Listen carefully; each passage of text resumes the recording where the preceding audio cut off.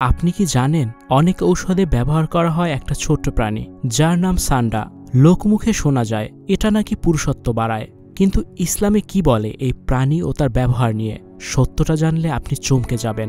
সান্ডা হলো একটি প্রজাতির ছোট্ট টিকটিকির মতো প্রাণী যেটি মরুভূমি অঞ্চলে বেশি দেখা যায়। ভারত, পাকিস্তান ও আমাদের উপমহাদেশে এটিকে লজ্জাটিকি বা গোসাপ বলা হয়।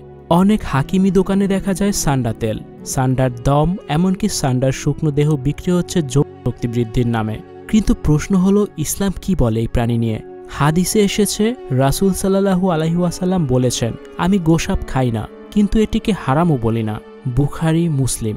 অর্থাৎ আরবের গোসাপ, যেটি সান্ডারই এক ধরনের হারাম নয়, কিন্তু রাসূল সাল্লাল্লাহু আলাইহি ওয়াসাল্লাম নিজে তা খেতেন না। তবে আমাদের উপমহাদেশের সান্ডা প্রাণী মূলত এক প্রকার টিকটিকির মতো এবং এটি অনেক ক্ষেত্রে বিষাক্ত ও ঘৃণিত প্রাণী হিসেবে পরিচিত। ইসলামে ঘৃণিত প্রাণী খাওয়া নিরুৎসাহিত করেছে। প্রতারণা ও শিরকের আশঙ্কা অনেক সান্ডা তেল বা সান্ডা সম্পর্কিত প্রোডাক্টে লেখা থাকে।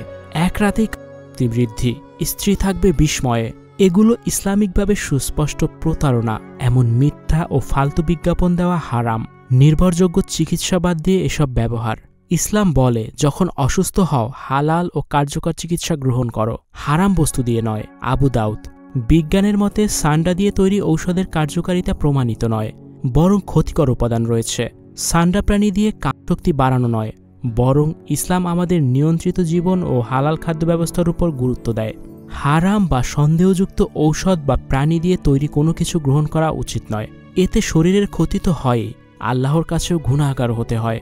এই তথ্য যদি আপনার ভালো লেগে থাকে বা কারো উপকারে আসতে পারে বলে মনে হয়, তাহলে একটা লাইক দিন, শেয়ার করুন।